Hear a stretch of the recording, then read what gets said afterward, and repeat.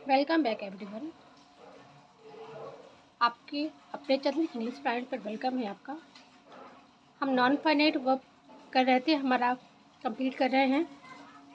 Verb के part में जो पार्ट ऑफ स्पीच का ही एक पार्ट है जिसमें हमने नॉन फाइनाइट के 3 पार्ट्स हैं, gerund and infinitive. Gerund and infinitive को हमने कंप्लीट कर लिया है। अब हम इसका थर्ड पार्ट जो है पार्टिसिपल, हम उसे देखेंगे। एंड पार्टिसिपल आपको जब मैंने इंट्रोडक्शन वर्ब का दिया था, वर्ब के क्लास में, तब भी मैंने आपको इंट्रोडक्शन दिया था कि पार्टिसिपल क्या होता है। पार्टिसिपल हमारा किसकी तरह यूज़ होता है, ये नॉन फाइनाइट वर्ब होता है और इसको डबल पार्ट ऑफ स्पीच भी बोलते हैं। एंड देखिए पॉइंट, एक एक पॉइंट मैंने लिखा है, आपको इससे क्लियरली समझ में आ जाएगा। फर्स्ट देखिए, पार्टिसिपल वर्ब और एडजेक्टिव दोनों की तरह काम करता है, इसलिए इसे वर्बल एडजेक्टिव भी कहते हैं। क्या कहते हैं इसे? वर्बल एडजेक्टिव भी बोलते हैं। और जीरन को आपको आपने देखा है, जीरन को बोलते हैं वर्बल नाउन, क्योंकि वो नाउन की तरह वर्क करता है। ठीक है। एंड सेकेंड, जहाँ भी पार्टिसिपल का यूज़ होता है वहाँ हम हिंदी के अर्थ में क्रिया के एंड में कर, करके, करता हुआ शब्द आते हैं। ठीक है। अभी हम एग्जाम्पल देंगे, आपको समझ में आएगा। जैसे कि हम बोलें कि उड़ती हुई चिड़िया कमरे में आई, तो इसको आप देखिए, यहाँ ता हुआ है ना, कर उड़ता हुआ कौवा कमरे में आया मान लो, तो इसमें ताती ते हुआ जो आता है वो हमारा पार्टिसिपल में आता है। एंड अब मोस्ट इम्पॉर्टेंट ये है कि पार्टिसिपल भी 3 टाइप्स के होते हैं हम। ठीक है। फर्स्ट पार्टिसिपल होता है प्रेजेंट पार्टिसिपल, जो वर्ब की आईएनजी फॉर्म होती है। तो आप बोलेंगे कि मैम जीरन भी वर्ब की आईएनजी फॉर्म होती है? नहीं, जीरन जो होता है वो हमने आपको बताया था, जीरन नाउन की तरह काम करता है। और जो ये पार्टिसिपल होता है ये किसकी तरह काम करता है? एडजेक्टिव एंड एडवर्ब की तरह काम करता है। तो आपको जब अभी आप स्टार्टिंग कर रहे हैं तो समझ में नहीं आ रहा है, जब आप इसे यूज़ करना देखेंगे और चीज़ें आपको इसकी सारी क्लियर हो जाएंगी तो आपको कोई भी कन्फ्यूज़न नहीं रह जाएगा। एंड पास्ट पार्टिसिपल होता है जो वर्ब की थर्ड फॉर्म होती है, आपने देखा है, उसे हम पास्ट पार्टिसिपल बोलते हैं। इसमें वर्ब में डी या ईडी या लास्ट में ई एन या टी लगा होता है, जैसे कि टॉक्ड है, बर्न्ड है, ये वर्ब की थर्ड फॉर्म होती है। आपने इसको जो है पैसिव वॉइस में पढ़ा है ना कि पास्ट पार्टिसिपल का ही हम यूज़ करते हैं।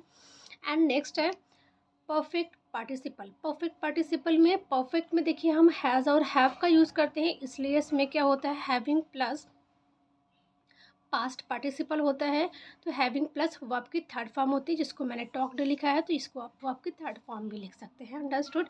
अब चलिए, आई होप कि जो मैंने आपको इतना बताया, जो हम पार्टिसिपल क्या होता है या हम इसे किस तरह यूज़ करते हैं, या ये इसके 3 जो टाइप्स हैं, ये आपको क्लियरली समझ में आ गई होगी। चलिए अब हम आगे बढ़ते हैं। फर्स्ट इसका टाइप्स देखते हैं कि प्रेजेंट पार्टिसिपल क्या होता है। जो प्रेजेंट पार्टिसिपल है वो क्या है? वर्ब की आईएनजी फॉर्म होती है ना। आपको पता है कि ये वर्ब की प्रेजेंट पार्टिसिपल आईएनजी फॉर्म होती है। देखिए हमने आपको बताया कि एज प्रेजेंट पार्टिसिपल, सारे पार्टिसिपल एडजेक्टिव या एडवर्ब की तरह यूज़ होते हैं। तो देखिए हमने एज अ एडजेक्टिव कैसे यूज़ हो रहा है। Ravi saw a running lion, तो एक दौड़ता हुआ, देखिए मैंने हाँ भी ता है, ता हुआ, ती हुआ, ते हुआ भी आपको मैंने बताया था। तो ये जो रनिंग है यहाँ इसका सेंस क्या निकल रहा है? ता हुआ। और देखिए यही जो है हमारा वर्ब की आईएनजी फॉर्म में जब यूज़ होता है ना कि तो अगर रवि इज़ सीइंग होता यहाँ पर, तो इसमें जो है हमारा रहा है, रही है। जब वर्ब की ये वर्ब की तरह काम करता है तब उसमें रहा है, रही है सेंस निकलता है। एंड जब ये पार्टिसिपल की तरह काम करेगा तब क्या सेंस निकलता है? ता हुआ, ते हुए, या करके। और जब ये जीरंड होता है तब उसके लास्ट में हमारा क्या साउंड वर्ड निकलता है? नानी ने। तो इससे आप समझ गए होंगे। एंड सेकेंड है seeing the lion I climbed up the tree, शेर को देखकर मैं पेड़ पर चढ़ गया। तो seeing the lion I climbed up the tree. देखिए ये तो एक हमारा हम यूज़ सीख रहे हैं कि पार्टिसिपल क्या होते हैं। पार्टिसिपल हम देख रहे हैं आगे, यही हमें अभी सिंथेसिस में और ट्रांसफॉर्मेशन की इसमें बहुत नीड होगी। अगर आपने नॉन फाइनाइट वर्ब नहीं सही से समझा तो आपको श्योर बहुत ही प्रॉब्लम आने वाली है ट्रांसफॉर्मेशन में एंड सिंथेसिस में, इसलिए नॉन फाइनाइट वर्ब को आप बहुत ही अच्छे से और पेशेंस से समझिएगा। अभी स्टार्ट जब आप करोगे तो चीज़ें समझ में नहीं आती है, बट इसको आपको एक एक पॉइंट बहुत अच्छे से समझना है। वो तो मैंने अभी तक आपको ये समझा दिया कि हम कैसे यूज़ करते हैं प्रेजेंट पार्टिसिपल का। तो देखिए ये भी हम देख लेते हैं ना कब कब यूज़ करेंगे। तो फर्स्ट इसका पॉइंट ये है, जब एक ही सब्जेक्ट दो काम कर रहा हो, ठीक है ना, तब एक वर्ब को प्रेजेंट पार्टिसिपल में लिखकर दो सेंटेंस को सिंपल एक सिंपल सेंटेंस यहाँ कर दीजिए, एक सिंपल सेंटेंस में चेंज करके लिखते हैं। जैसे देखिए, Ravi was reading a book. Ravi क्या कर रहा था, पढ़ रहा था। देखिए यहाँ पर जो आईएनजी आया है तो ये आपको क्लियरली समझ में आ रहा है ना, उसके लिए रहा था रही थे, क्योंकि यहाँ पर वॉज है तो ये किसका काम कर रहा है, ये वर्ब का यहाँ पर काम कर रहा है। तो आप लोगों को ना ऐसा नहीं है कि आप लोग को लग रहा होगा कि जीरण में हम वर्ब में एंड पार्टिसिपल में कैसे पहचान करेंगे, क्योंकि ये एग्ज़ाम में आता है कि ये वर्ब की आईएनजी फॉर्म दे देता है और पूछ लेता है कि पार्टिसिपल कौन सा पार्ट ऑफ स्पीच है। कभी कभी सिर्फ वर्ब देता है, कभी कभी वर्बल नाउन या एडजेक्टिव नाउन वर्बल एडजेक्टिव देता है, तो आप इजीली समझ लोगे उसको। तो और सेकंड सेंटेंस है, Ravi was sitting on the chair. तो देखिए दोनों में वर्ब की आईएनजी फॉर्म का यूज़ हुआ है और ये किसकी तरह काम कर रहा है, वर्ब की तरह काम कर रहा है। अब हम इसका जो दोनों सेंटेंस को हमने मिलाया, क्योंकि अभी हमने आपको बताया कि जब एक ही सब्जेक्ट दो काम करते हैं तो एक वर्ब को हम क्या करते हैं, प्रेजेंट पार्टिसिपल में चेंज कर देते हैं और दूसरे को न दो सेंटेंस को ज्वाइन करके एक सिंपल सेंटेंस बनाते हैं। तो देखिए यहाँ पर लिखा सिटिंग ऑन द चेयर। तो देखिए ये हमने इसे क्या किया, ये जो सिटिंग है इसको हमने प्रेजेंट पार्टिसिपल की तरह यूज़ कर लिया। Sitting on the chair, Ravi was reading a book. तो यहाँ पर देखिए ये भी वर्ब है, ये भी वर्ब है, लेकिन अब अभी तक जब तक आपको नहीं पता था नॉन फाइनाइट वर्ब के बारे में तो आप नहीं समझ पा रहे थे, लेकिन अभी आपको समझ में आ गया कि ये प्रेजेंट पार्टिसिपल है, इसको हमने जो है प्रेजेंट पार्टिसिपल की तरह यूज़ करके एक सिंपल सेंटेंस बनाया है। तो अब ये हमारा क्या हो गया, कुर्सी पर बैठकर रवि एक किताब पढ़ रहा था। ठीक है, हम देखिए जब हम दो सेंटेंस को आपस में ज्वाइन करते हैं ना तो उसके सेंस में कोई भी चेंजिंग नहीं आती है। ये भी आप ट्रांसफॉर्मेशन एंड सेंटेंसेस में भी देखेंगे। एंड सेकेंड पॉइंट है इसका, जब एक ही व्यक्ति दो काम करते हैं लेकिन दूसरा काम पहले के तुरंत बाद होता है, लेकिन दूसरा कार्य पहले के तुरंत बाद होता है, तो पहले कार्य के काम के लिए या कार्य के लिए प्रेजेंट पार्टिसिपल का यूज़ करते हैं। ये देखिए दूसरा पॉइंट भी समझ में आ गया ना, कि जब दो सब्जेक्ट व्यक्ति या हम सब्जेक्ट बोल देते हैं, यहाँ पर सब्जेक्ट लिख देते हैं, दो सब्जेक्ट एक ही काम कर रहे होते हैं लेकिन दूसरा काम जो है पहले से के तुरंत बाद होता है, तब हम क्या करते हैं, पहले वाले वर्ब को हम प्रेजेंट पार्टिसिपल में यूज़ करते हैं। एग्जाम्पल देखिए लिखा है, अमन सॉ अ लायन। अमन ने एक शेर देखा। अमन रैन अवे, अमन भाग गया। तो देखिए यहाँ जो अमन है, अमन क्या है, ये सब्जेक्ट है और या व्यक्ति हम कह लें, दो सब्जेक्ट हैं, दोनों जो है काम कर रहे हैं लेकिन पहला काम दूसरे के तुरंत बाद हुआ है ना, बिल्कुल भी गैप नहीं हुआ। कोई शेर देखेगा तो रुक के तो नहीं रुक के उसको पहले वॉच करेगा, अच्छे से ऑब्जर्व करेगा, तब तो नहीं भागेगा, देखते ही तुरंत भागता है। मतलब कि इस एक्शन के तुरंत बाद दूसरा वाला एक्शन हुआ है। इसमें हम क्या करेंगे, पहले वाले वर्ब को हम प्रेजेंट पार्टिसिपल में चेंज कर देंगे। तो seeing a lion, Aman ran away. Very simple है ना, बिल्कुल भी डिफ़िकल्ट नहीं है, बस आपको समझना है। एंड आप ये बोलेंगे कि इसका मैं प्रैक्टिस सेट भी करवा दूँ, क्योंकि प्रैक्टिस से चीज़ें हमारी और अच्छे से पॉलिश हो जाती हैं, तो मैं इसका प्रैक्टिस भी करा दूँगी आपको, ठीक है। बट आपका कमेंट आना चाहिए कि हमें आपको प्रैक्टिस सेट चाहिए। एंड थर्ड रूल है इसका, अगर एक सेंटेंस में इज़, एम, आर, वॉज, वर, जिसको हम वर्ब की बी फॉर्म भी बोलते हैं, ये ध्यान रखिएगा, ठीक है। इज़, एम, आर, वॉज, वर जैसे वर्ब का यूज़ हुआ हो तो इनकी जगह बीइंग का यूज़ करते हैं, क्योंकि आपने देखिए अगर आपने एक्टिव पैसिव वॉइस पढ़ा है तो वॉइस में आपने देखा है ना कि हम जो है बी का फॉर्म यूज़ करते हैं, तो इसके प्लेस पर हम क्या करते हैं, बीइंग का फॉर्म यूज़ करते हैं। तो देखिए इसमें क्या है हमारा example, he is intelligent, he can solve this question. वो क्या है, बुद्धिमान है, वह यह प्रश्न हल कर सकता है, मतलब उसके अंदर एबिलिटी है। तो देखिए जो हमने आपको प्रेजेंट, आपने अगर वॉइस में पढ़ा है तो वॉइस में क्या पढ़ा है कि जो बी का फॉर्म होता है, ये बी का फॉर्म है ना, ये मैंने अब ये बी का फॉर्म है, इसलिए हमारा प्रेजेंट पार्टिसिपल भी किस में होगा, इसमें बी में ही आईएनजी फॉर्म लग जाएगा, इसलिए हम बी का यूज़ करते हैं। तो देखिए हमारा जब एग्जाम्पल हमने आप इसको जब चेंज करेंगे तो इस फर्स्ट वाले को हमें क्या करना है, फर्स्ट वाले को हमें प्रेजेंट पार्टिसिपल में यूज़ करना है। तो बीइंग इंटेलिजेंट मतलब कि यहाँ पर होने के कारण, बुद्धिमान होने के कारण ही can solve this question, why question solve कर सकता है। एंड थर्ड रूल देख लेते हैं हम। थर्ड रूल है एज, सिंस, बिकॉज से शुरू होने वाले सब ऑर्डिनेट क्लॉज की जगह प्रेजेंट पार्टिसिपल का यूज़ करते हैं। जो सब ऑर्डिनेट क्लॉज होता है उसके प्लेस पर हम क्या करते हैं, अगर सिंस, एज या बिकॉज से शुरू हुआ है कोई सबऑर्डिनेट तो उसके प्लेस पर हम प्रेजेंट पार्टिसिपल का यूज़ करते हैं। देखिए एग्जाम्पल है फर्स्ट इसमें, as he is poor he can't buy a car, क्योंकि वह बीमार है इसलिए वह कार नहीं खरीद सकता है। तो इसमें जो ये एज है ये सबऑर्डिनेट, यहाँ का जो मेन क्लॉज है या प्रिंसिपल क्लॉज, ये क्या है, क्लॉज के भी वीडियोज़ की आपको मैं अपलोड कर दूंगी, आप उसे देख लीजिएगा। ही कांट बाय अ कार, ये जो है क्या है, वो कार नहीं खरीद सकता, ये जो है मेन क्लॉज है और ये सबऑर्डिनेट क्लॉज है क्योंकि इसके ऊपर डिपेंडेंट है। तो ये एस से स्टार्ट हुआ है, इसलिए हम क्या करेंगे, इस वाले पोर्शन को, इस वाले पोर्शन को जो सबऑर्डिनेट क्लॉज है इसमें हम इसके प्लेस पर क्या यूज़ करेंगे, being. Being poor means poor होने के कारण वह, या गरीब होने के कारण या के नाते वह कार नहीं खरीद सकता है। तो ये आपको समझ में ये भी आ गया होगा। एंड देखिए एज और सिंस का दूसरा एग्जांपल देख लेते हैं। As since he walk very fast, he walks very fast, he can reach his house in 10 minutes, क्योंकि वह तेज चलता है, बहुत तेज चलता है ना, वेरी फास्ट का मतलब कि बहुत तेज चलता है, वेरी फास्ट, वह बहुत तेज चलता है।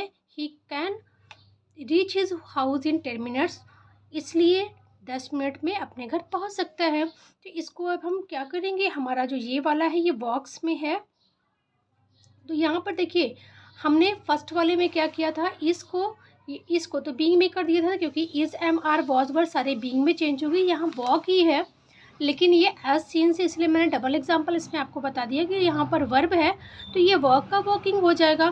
तो ये क्या हो जाएगा, जब हम इसको चेंज करेंगे तो ये हो जाएगा walking very fast, he can reach his house in 10 minutes. Understood. I hope कि आप लोगों को क्लियरली समझ में आ जाएगा, आ गया होगा। अब सेकंड हम देखते हैं, हमारा जो सेकंड पार्टिसिपल है, सेकंड है पास्ट पार्टिसिपल। पास्ट पार्टिसिपल में ये भी किसकी तरह यूज़ होता है, पार्टिसिपल एज अ एडजेक्टिव ही यूज़ होता है। He is a retired teacher, तो देखिए रिटायर्ड किसके बारे में बात है, ये टीचर को मॉडिफाई कर रहा है। अगर हम सिर्फ लिखेंगे ही इज़ अ टीचर तब भी सेंटेंस हमारा कंप्लीट होगा, लेकिन जो ये पास्ट पार्टिसिपल यहाँ पर आ गया है तो ये क्या है, दिखा रहा है कि सेवानिवृत्त शिक्षक है, रिटायर्ड हो चुके हैं। और आपको यहाँ देखिए वर्ब की थर्ड फॉर्म होती तो आपको कंफ्यूजन नहीं है कि ये जो है पास्ट में हमारा जो है पास्ट परफेक्ट है, ये टेंस के वर्ब के लिए यूज़ हो रहा है, सिंपली समझ में आपको आ रहा है ना, क्योंकि ये टीचर नाउन से पहले आया है और नाउन से पहले जो आता है वो एडजेक्टिव होता है जो नाउन को मॉडिफाई करता है। एंड सेकंड एग्जांपल देखिए, सेकंड एग्जांपल है this is a fried paneer, ये क्या है, तली हुई पनीर है। तो तली हुई पनीर है तो ये क्या है, फ्राइड हो गया। तो आपको या ये नाउन को मॉडिफाई करने के लिए ये फ्राइड आया है, तो ऑब्वियस सी बात है ये क्या है, पार्टिसिपल का काम कर रहा है, क्योंकि participle as a adjective and as a adverb काम करते हैं। एंड नेक्स्ट एग्जांपल हम देखते हैं। नेक्स्ट एग्जांपल है the wound soldier, the next example है the wounded soldier was sent to the hospital. Wounded का मतलब कि जो घायल हुआ, मतलब कि जिसको चोट लगी है ना, घायल हुआ सैनिक को अस्पताल भेजा गया। The wounded soldier was sent to the hospital. अब चलिए ये तो एग्जाम्पल मैंने आपको बताया, अब कहाँ कहाँ कैसे कैसे हम कब कब यूज़ कर रहे हैं वो देख लेते हैं। अब देखिए पास्ट पार्टिसिपल देखने के बाद आपको समझ में आ गया कि वो सिर्फ हम किसके प्लेस पर यूज़ करते हैं, नाउन से पहले एज एडजेक्टिव यूज़ करते हैं, तो उसमें बहुत ज़्यादा रूल कुछ भी नहीं है। अब हम परफेक्ट पार्टिसिपल का यूज़ देखते हैं कि परफेक्ट पार्टिसिपल को हम कहाँ कहाँ यूज़ करते हैं। ये हैविंग प्लस वर्ब की थर्ड फॉर्म होती है, जिसे हम पास्ट पार्टिसिपल भी बोलते हैं। ये आपको स्टार्टिंग में मैंने समझा दिया था। अब इसको हम फर्स्ट टाइम कभी यूज़ करते हैं कैसे, जब एक व्यक्ति दो काम करे, ध्यान से देखिएगा, और दूसरा काम पहले काम के बाद कोई जल्दी नहीं हो, तो पहले समाप्त कार्य को परफेक्ट पार्टिसिपल से शुरू होगा। मतलब कि जब एक ही सब्जेक्ट दो का वर्क कर रहे हों और उसमें कोई जल्दीबाजी नहीं हो, जैसे कि हम लोगों ने देखा था प्रेजेंट पार्टिसिपल में कि उसने शेर को देखा और वो भाग गया ना, तो ऐसा नहीं होना चाहिए। तब इस ऐसे में हम पहले वाले जो वर्क जो पहले फिनिश होता है उसमें हम क्या करते हैं, परफेक्ट पार्टिसिपल का यूज़ करते हैं। हम एग्जांपल देख लेते हैं। एग्जांपल है हमारा he wrote a letter he posted it. तो देखिए पहले वो क्या किया, उसने पत्र लिखा, उसने उसे पत्र डाक से भेज दिया। तो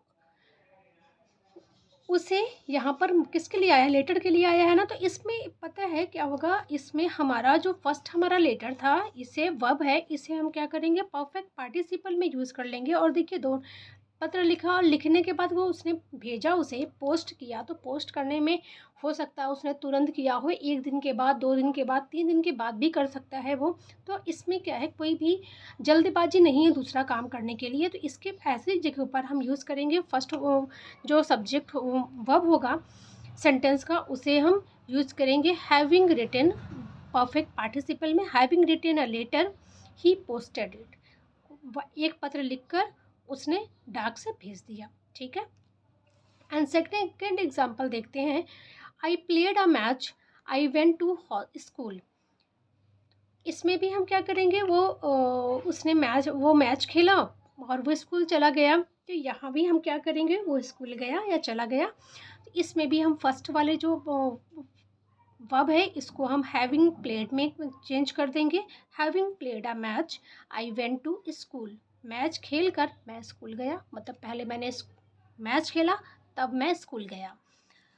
एंड सेकेंड हम एक रूल देख लेते हैं। सेकेंड रूल है हमारा, जब दो व्यक्ति दो कार्य करें और दूसरा कार्य पहले कार्य के बाद हो, तो पहले समाप्त कार्य को सब्जेक्ट प्लस परफेक्ट पार्टिसिपल से शुरू करेंगे। मतलब कि जब कोई भी सेंटेंस में जब दो सब्जेक्ट हों, कोई भी दो सब्जेक्ट हों और उसमें पहला दूसरा जो वर्क हो रहा है वो पहले वाले वर्क के फिनिश होने के बाद होता है, तो हम क्या करते हैं, सब्जेक्ट प्लस परफेक्ट पार्टिसिपल से शुरू करेंगे। ठीक है ना, जो पहले वर्क फिनिश हो रहा है। हम एग्जांपल देखिए, the sun rose, the fog disappeared. सूरज निकला या सूर्य निकला और फॉग क्या हो गया, गायब हो गया, डिसअपियर्ड हो गया, है ना, नहीं दिख रहा है अब। तो इसमें हम क्या करेंगे, फर्स्ट वाले में हम क्या कर रहे हैं, ये देखिए दोनों सब्जेक्ट अलग अलग हैं और दोनों का वर्क भी अलग अलग है। इसमें हम क्या करेंगे, वर्ब अलग अलग है। इसमें हम पहले वाला जो हमारा सब्जेक्ट है ना, और सब्जेक्ट तो सब्जेक्ट ही रहेगा, जो वर्ब है इसे हम क्या करेंगे, परफेक्ट पार्टिसिपल में चेंज कर देंगे। The sun have risen. Rose की, ये रोज़ सेकंड फॉर्म है, इसका थर्ड फॉर्म राइजन होता है। The sun having risen, the fog disappeared. Second वाले को हम सेम एज इट इज़ लिख देंगे आफ्टर कॉमा। सूर्य उगने पर कोहरा गायब हो गया। समझ में आ गया। एंड सेकंड हम देख लेते हैं। The principal came, the student ran away.